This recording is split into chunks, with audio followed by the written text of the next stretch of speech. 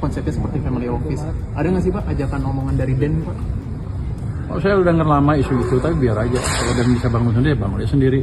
Saya anggarannya nggak akan alihkan ke sana. Saya fokus. Hello Technolovers, dunia ekonomi dan politik tanah air kembali diguncang oleh pernyataan blak-blakan Menteri Keuangan Purbaya Yudi Sadewa. Dengan gaya hasil yang lugas, sedikit bercanda tapi juga menggeretak, Purbaya menegaskan satu hal yang tak bisa ditawar. Dirinya hanya tunduk pada satu orang, yaitu Presiden Prabowo Subianto. Selain Presiden, mohon maaf, dompet negara bukan milik siapapun. Begitu kira-kira pesan tegasnya. Sikap keras kepala yang disebut banyak pihak sebagai tak bisa disetir, itu rupanya sempat membuat Ketua Dewan Ekonomi Nasional atau DEN, Luhut Binsar Panjaitan harus menarik nafas panjang. Dua agenda besar yang dikaitkan dengan Luhut, yakni program makan bergizi gratis atau MBG, dan rencana pembangunan family office di Bali, terpaksa ditabrak halus oleh sang Menko. Sebelumnya, Luhut meminta agar dana untuk program MBG tidak dipotong dengan alasan penyerapan anggarannya sudah mulai membaik. Namun, Purbaya tetap bersikukuh. Menurutnya, bukan soal membaik atau memburuk, tapi soal apakah dana itu benar-benar sudah terpakai atau belum. Kalau belum terserap, ya tidak bisa dilanggarkan lagi, ujarnya dengan nada datar tapi penuh makna. Tak berhenti di situ, Purbaya juga menolak mentah-mentah penggunaan anggaran pendapatan dan belanja negara atau APBN untuk pendirian family office di Indonesia. Sebuah proyek ambisius yang selama ini menjadi andalan Luhut sebagai ketua DEN. Dengan tegas, ia menyatakan bahwa APBN tidak boleh dialihkan untuk kepentingan semacam itu. Jika DEN ingin membentuk family office, silahkan, tapi dengan dana sendiri. Pernyataan itu pun langsung menjadi bahan pembicaraan panas di kalangan politik dan ekonomi. Lalu banyak yang mulai penasaran siapa sebenarnya Purbaya Yudi Sadewa, seberapa besar prestasinya dan bagaimana jika dibandingkan dengan Luhut Binsar Panjaitan, sang jenderal senior sekaligus pengusaha berpengaruh. Mari kita bongkar satu persatu.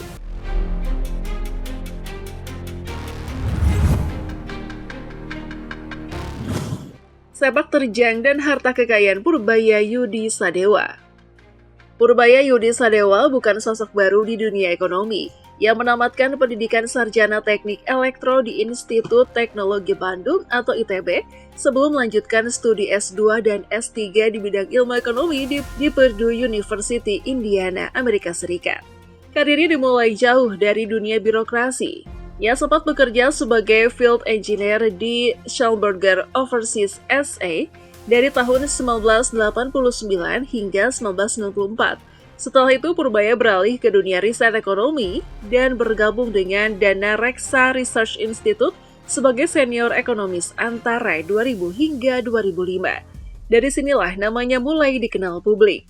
Tahun 2006 hingga 2008, ia dipercaya menjadi Direktur Utama PT Dana Reksa Securities, lalu melanjutkan kiprahnya sebagai Chief Economist Dana Reksa Research Institute dari 2005 hingga 2013, dan anggota direksi PT Dana Reksa Persero pada 2013 hingga 2015. Rekam jejak panjang ini menjadi modal penting sebelum akhirnya ia masuk ke pemerintahan. Salah satu momen penting dalam karirnya terjadi pada masa krisis global 2008 hingga 2009. Saat banyak negara terpuruk, Indonesia justru masih bisa bertahan dengan pertumbuhan ekonomi sebesar 4,6%. Pengalaman inilah yang membuat Purbaya dikenal sebagai ekonom dengan insting krisis yang tajam. Menurutnya, kekuatan utama Indonesia terletak pada 80% dukungan dari sektor ekonomi domestik yang membuat negeri ini relatif tangguh menghadapi badai global. Sebelum dipercaya memimpin lembaga pinjaman simpanan atau LPS, Purbaya sempat menduduki berbagai jabatan strategis di pemerintahan. Ia pernah menjadi Deputi Bidang Koordinasi Kedaulatan Maritim dan Energi di Kemenko Maritim dan Investasi 2018 hingga 2020.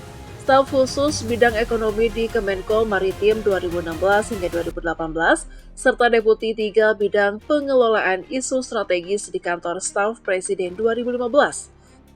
Tak hanya itu, ia juga pernah menjadi staf khusus di 2 kementerian berbeda, Kemenko Polhukam 2015 hingga 2016, dan Kemenko Perekonomian 2010 hingga 2014.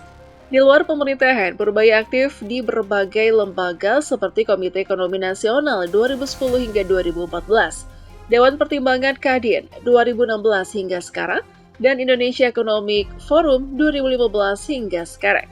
Untuk urusan kekayaan, laporan harta kekayaan penyelenggara negara LHKPN mencatat total aset Purbaya mencapai 39,21 miliar rupiah.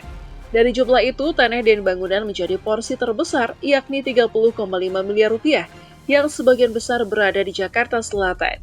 Aset itu terdiri dari 3 bidang tanah dan bangunan seluas total lebih dari 4.000 meter persegi.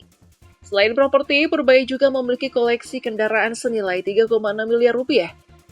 Beberapa di antaranya Mercedes-Benz 2008 senilai 200 juta rupiah, BMW Jeep 2019 1,6 miliar rupiah, Toyota Alphard 2019 1 miliar rupiah, dan Peugeot 5008 730 juta rupiah. Untuk kendaraan roda 2 yang memiliki Yamaha X-Max 2018 senilai 55 juta rupiah, dan Honda Vario 125 tahun 2021 senilai 21 juta rupiah. Semua kendaraan tersebut dilaporkan berasal dari hasil usaha sendiri. Selain itu, Purbaya juga memiliki harta bergerak lain yang senilai 684 juta rupiah, surat berharga 220 juta rupiah, serta kas dan setara kas sebesar 4,2 miliar rupiah. Menariknya, dalam laporan LHKPN tersebut, ia tidak memiliki utang sepeser pun. Sepak terjang dan harta kekayaan Luhut Binsar Panjaitan. Nama Luhut Binsar Panjaitan tentu saja sudah sangat akrab di telinga masyarakat Indonesia. Jenderal TNI Purnawirawan kelahiran Toba, Samosir, Sumatera Utara, 28 September 1947 ini dikenal sebagai sosok yang berpengaruh di dunia militer, pemerintahan, dan bisnis. Meski sudah lama pensiun dari militer, sinar Luhut justru makin terang setelah melepas seragam lorengnya. Selain sukses di dunia usaha, ia juga mendapat kepercayaan besar dari Presiden Joko Widodo dengan memegang berbagai posisi penting di kabinet. Dalam hal pendidikan, Luhut menempuh Masters in Public Administration di George Washington University dan juga belajar di National Defense University, Amerika Serikat. Di tanah air, ia merupakan lulusan terbaik Akademi Militer Nasional tahun 1970 dan peraih penghargaan Adi Makayasa. Karir militernya cemerlang. Luhut dikenal sebagai Komandan Pertama Detasemen 81. Satuan elit di bawah Kopassus. Ia juga pernah menjabat sebagai Komando Grup 3 Kopassus, Komandan Pusat Kesenjataan Infanteri, dan Komandan Pendidikan dan Latihan TNI AD. Setelah pensiun, Luhut memasuki dunia pemerintahan. Ia sempat menjadi Duta Besar RI untuk Singapura. Ia dipercaya menjadi Menteri Perindustrian dan Perdagangan di era Presiden Abdurrahman Wahid tahun 2000 hingga 2001.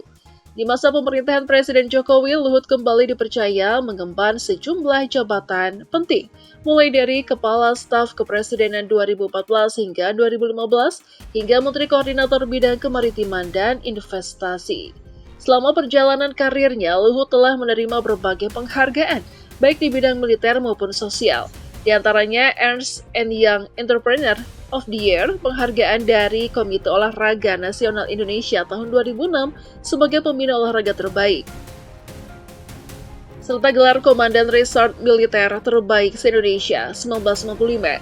Ia juga dianugerahi berbagai tanda kehormatan seperti Bintang Yuda Dharma Naraya, Bintang Prestasi Kartika Ekal Paksi 3, dan sejumlah satya lencana atas dedikasinya di dunia militer.